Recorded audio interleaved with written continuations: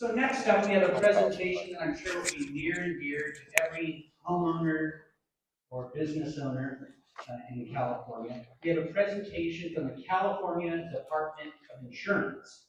And we're fortunate to have with us tonight Brenda Caloca from the Department of Insurance. And she will discuss current issues surrounding the insurance industry here in Rancho Santa Margarita, this region, and throughout the state of California.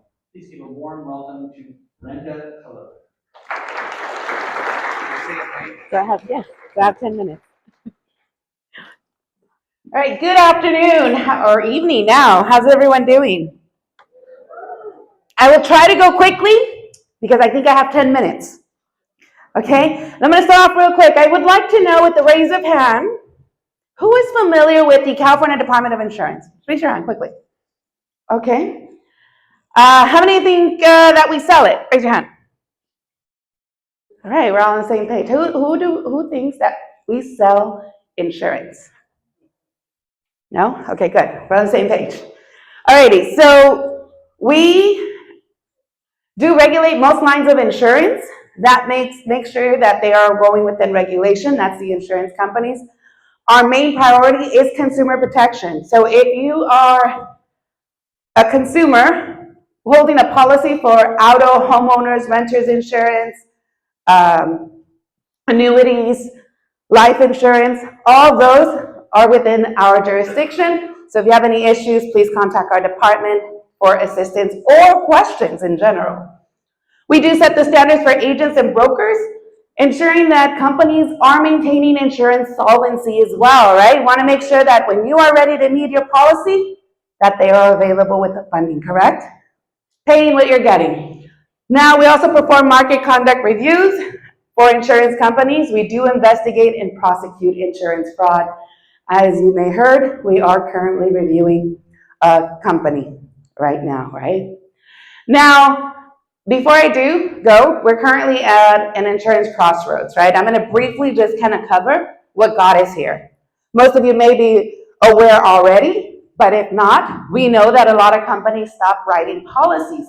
Why is that? Well, not only have we had inflation, there's been fewer options, higher cost, labor, right? The cost of everything has gone up. That's undeniable, right? And so we've also had a growing climate change, right? It's been hotter, we've been experiencing fires, and all that we have also used outdated systems and decades that have slowed the process of increasing rates. There is a whole process in which the company, so even if they needed a 10%, they would only allow a 6.7 without having to go under a review process, which would require going before a judge in a sense and having to explain why they needed the increase, and that doesn't guarantee that. So most companies say, we're not going to waste more money, we're just going to go under with what we need because we don't want to go through that lengthy process. And that is per our Proposition 103, right? So what happens next is going to explain where we began. This is just a brief graph that kind of entails what the disasters that have been $1 billion and above have been throughout the years. So if you notice, the only data that the Central Climate or the Centers for Environment Information had was up to 2023. And of course, as you guys can see, it's been over 25, right, incidents. And that's to mention that there's about 115 companies that are licensed to insure within the state of California. Out of this 115, you have 12 companies that really cover and insure 85% of the homeowner insurance market. Now, in 2022, 7 of those 12 have paused and stopped insuring, right? So now you see where we were getting, right? So they stopped because they couldn't afford it, the cost, the increase of everything. Now, what did we do? Here we go. The commissioner started working with the team, what we call the Sustainable Insurance Strategy. And of course, the governor sent an executive order to strengthen the property insurance market. Back in September 2023, Commissioner presented the strategy that he'd been working with, and the whole purpose of this strategy is really to modernize our current systems, right? From beginning to end, making sure it becomes accessible, right? The goal is to remove you as a consumer off of the fair plan into the traditional market. Number three, we want to make sure it's resilient, it's sustainable, and that we don't have to go back here again in a few years. And most importantly, making sure that you're continuing to be protected, and under Prop 3, making sure that we're keeping transparency. So now we move on forward to what exactly the SIS intended to do. So we've decided to streamline the rate application process. So historically, insurance companies have submitted their application. However, they have submitted applications that are not completed. Now, what do I mean by that? They'll submit, but if they want an increase, they have to submit data that backs up why they need to justify their increase. Now, sometimes they don't provide the backup data, so we can't process that. So then we're going back and forth. And with the amount of people that we had processing the applications, that bogged down our system, right? So we're now creating and generating a new system that will actually streamline, and companies will not be able to submit applications unless they're fully completed. And then our 180-day process starts. We've introduced new risk management tools in rate making. That would be the catastrophic model, and reinsurance costs will be integrated. Insurers are now committed to writing more policies in wildfire and distressed areas. And we've also the Commission has worked into strengthening and modernizing the FAIR Plan.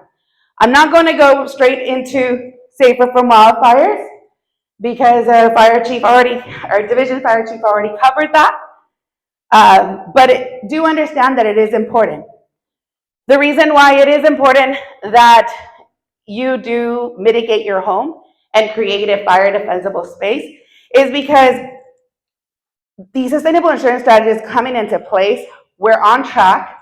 We will be having the CAT modeling tool that will be utilized by insurance companies to charge according to your fire risk. If you've mitigated your home, it will now be able to take into account the mitigation, whereas historically they only look at the risk and that's all they're charging you. They don't take into account the mitigation. But with this new tool, they'll be able to take into account the mitigation and be able to charge appropriately. Now, the reason it's important that you do that is because now you become insurable. Companies will now look at you and say, okay, the home is mitigated, the risk is less, then I can go ahead and cover. Now, when you do the mitigations, we encourage you to go ahead and get together with your neighbors, your communities, and begin to form what we call a fire-wise community. Now, how many of you guys are familiar with what that is? A few hands went up, okay. So essentially, a fire-wise community is getting a group of community members, neighbors, anywhere from, it takes a minimum of 8 homes and a no maximum than 85 homes, or 2,500 homes, I'm sorry.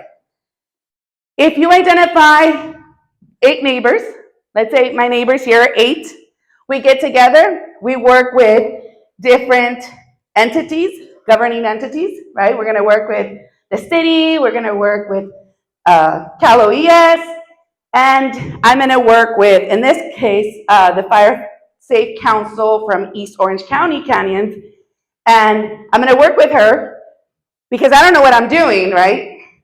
So what I would do is contact them, or you have other resources here too of other folks that know how to mitigate the home. You go into the process, they will help you through every step of the way of how to mitigate, how to get a plan going, how do you create and maintain a wildfire action plan, how to engage your community, and most importantly, how to apply for the recognition that you're a fire-wise community. And now all this is done for free. The contact information of the person is there. I encourage one of you take the lead and work alongside in getting this done. What you'll be able to do is be recognized as a FireWise designation for your area. In doing so, when you're applying or when the insurance companies are now ready to go to look into, okay, we have to insure 85% of our market share for them to be able to use the CAT modeling tool, they have to make sure that there are underwriting policies and covering homes that are within the fire risk area. And that's 85% of their market share. So if you are a FireWise designated community, now you understand you're appealing now, right? Because you've done your fair share of work. You've done the ground zero work, right? Your home is ground zero now. So that means that you are safer. And they develop, of course, the assessment plan and help you through all that process. Did you guys take a picture of that if needed? Okay. And then I will also be in the back to answer questions. Just because of the time, I won't be able to take any questions at this time, okay? It's coming. So it's called the catastrophic modeling. Now, historically, losses have been observed and taken based on historical data, right? Now, can we agree that we can no longer anticipate what our disasters look like looking at our historical data? So therefore, we need something that takes an accurate look at a parcel level, takes a look at the community mitigation and the work that you are doing. And so for that, they're going to be introducing, right now they're still doing the final reviews for 2 companies. What we call is the catastrophic modeling, also known as CAT modeling. You'll hear it used interchangeably. And essentially, it's a tool that will be able to take a look at different perils and look at what they would, so if it's a fire, it'll take a look at where it would go in real life, essence, digitally, of course, and anticipate. It will take into account mitigation. So right now, these companies, 2 companies that do this are under review. Now, CAT modeling is not something new. Other states have used it already. It's proven. It's worked. However, we couldn't use it because Prop 103 had some limitations. We had to ensure that the model that was going to be presented was also meeting the transparency component. And so now I think we've gone to the point where it actually will take that and meet those expectations. It will intro actuarial formulas, it ensure rate filings, and it would also identify distressed areas. So a company can't just say, oh, this company is, this home that I'm covering is in a distressed area. Well, is our model saying that it is? And if it's not, then they have to go back and insure under that. This model, we're anticipating to be introduced within, I would say, the end of this year, if not sooner.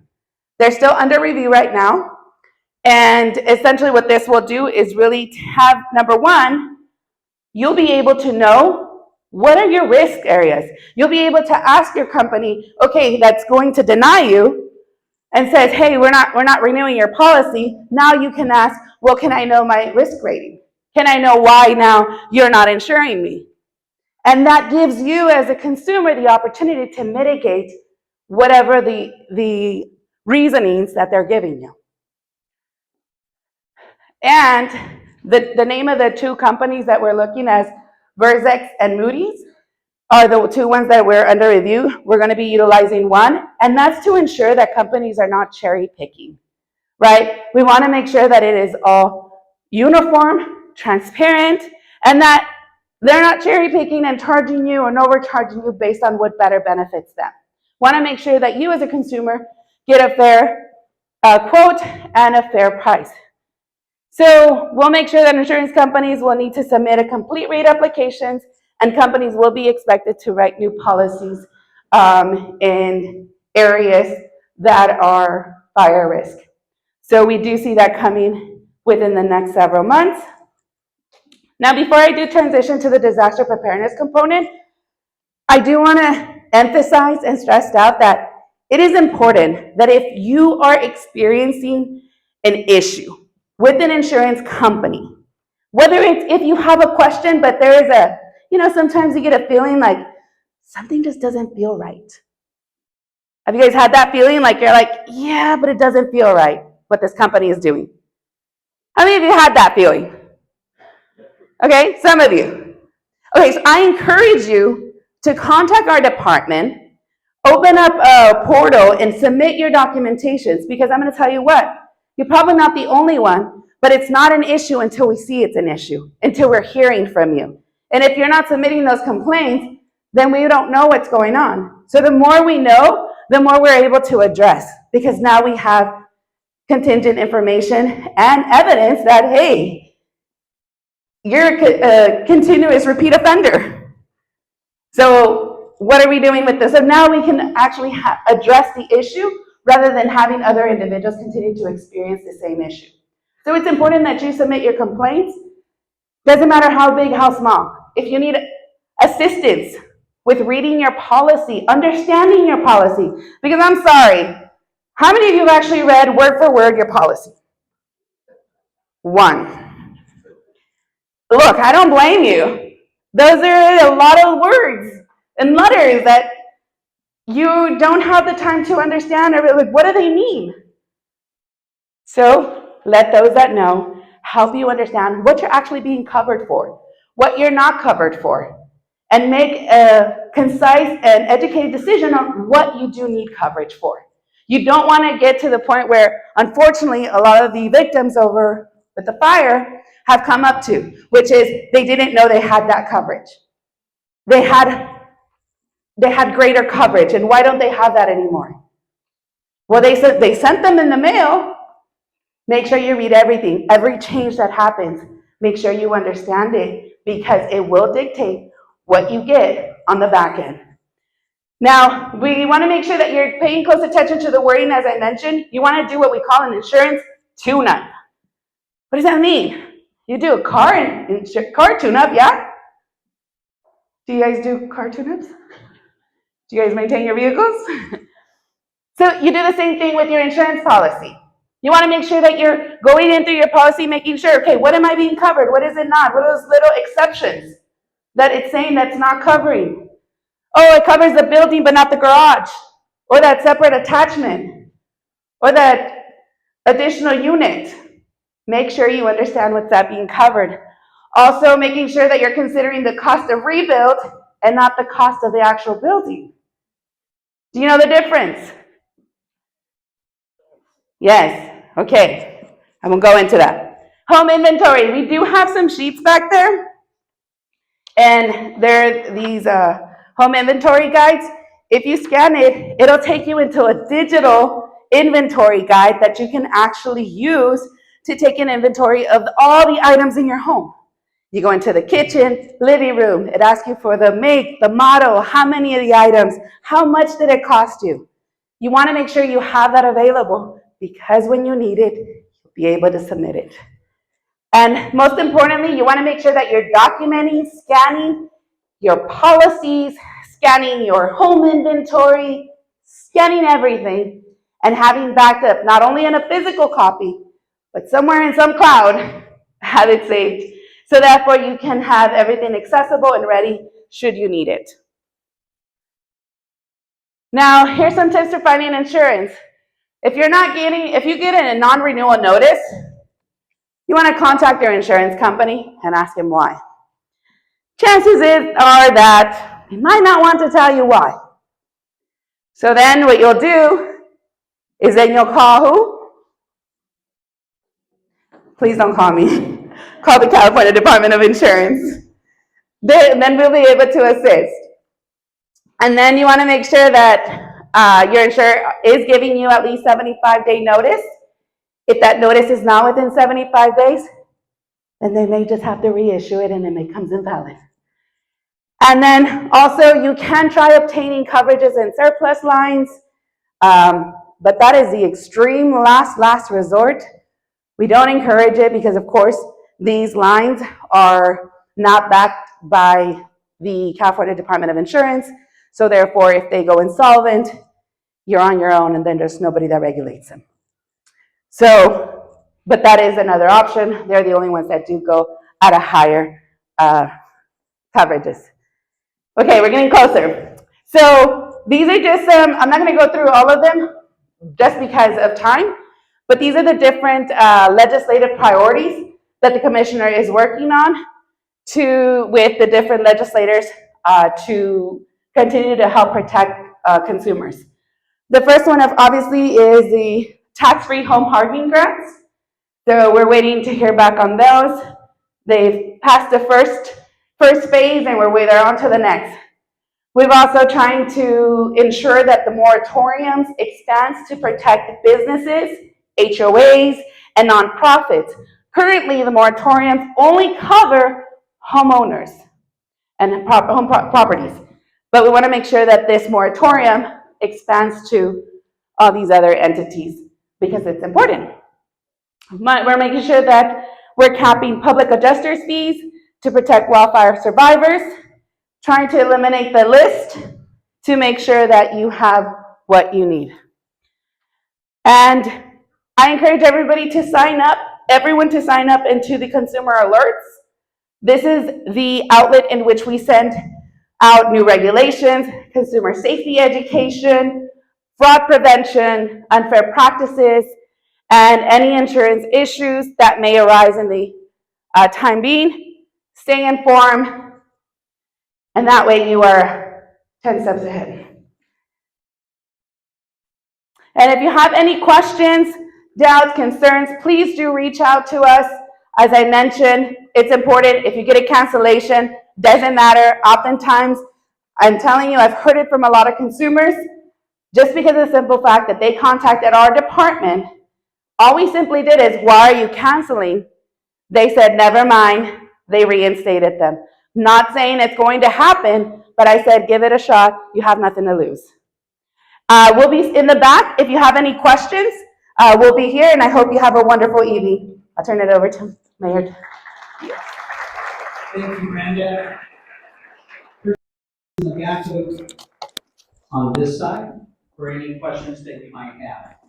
So next up, I'm pleased to introduce from Orange County Supervisor Don Wagner's office.